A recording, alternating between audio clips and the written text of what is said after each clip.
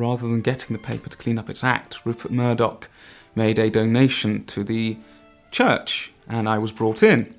They built a confessional at the back of the office, and at the end of every day, the reporters would come in and confess their sins to me one by one.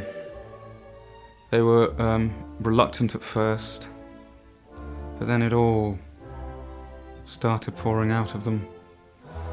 Everybody started using the confessional. Even the page 3 girls were asking for penance. Those poor girls.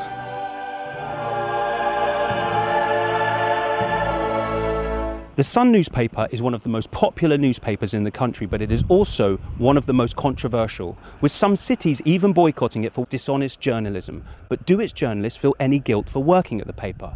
Well, today we've got an exclusive interview with a man who can shed some light on that very question. Can you elaborate on what the reporters were confessing to you at all? Well, you just have to read the paper itself, what they were printing, the fear-mongering, the racism, the blatant lies. The public just lapped all of this up. I mean, Katie Hopkins was working there, for Pete's sake. Plus, they were bribing police, government officials, and then the truth about Hillsborough came out, and all the lies about Brexit. And I had to absolve them every day, one by one, all of them. And it worked. It made them feel better. It made them feel that they had a new beginning.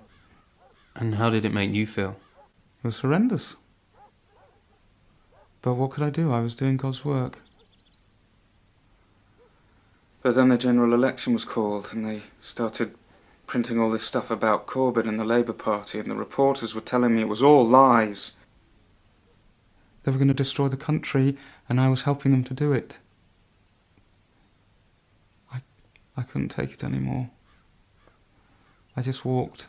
And have you heard from them since? No. They just got a new priest and carried on. But you know what upsets me the most? The other papers got wind of this and started employing their own priests.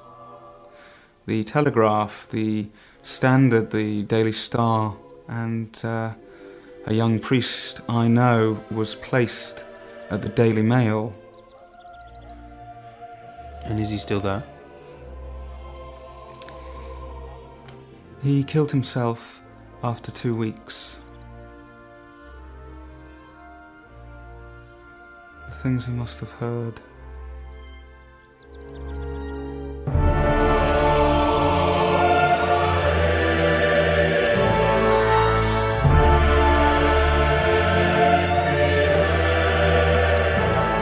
But you guys are going to vote for Jeremy Corbyn. Okay.